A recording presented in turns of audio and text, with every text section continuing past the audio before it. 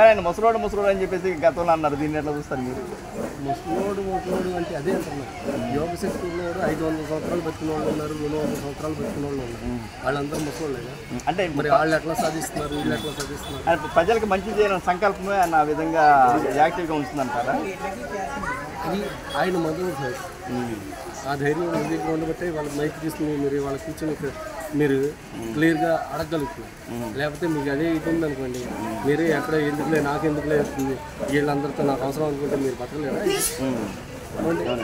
యుద్ధం చేయాలి అనుకునే దిగారు కదా, యుద్ధం చేసేటప్పుడు అవన్నీ కాలం వాటి గురించి మనం చూడాలనుకుంటున్నాం. అంటే గత 5 సంవత్సరాలకి ఈ సంవత్సరం కన్నా తేడా అని గమనించారు మీరు? రోడ్డు పరంగానే రాజు యొక్క మనస్సు ఎట్లా ఉంది, దేశం యొక్క మనస్సు కూడా పరిపాలన ఇవాళ మన గతంలో జరిగిన చరిత్రలో ఏ రాజు విజయనగరం రాజు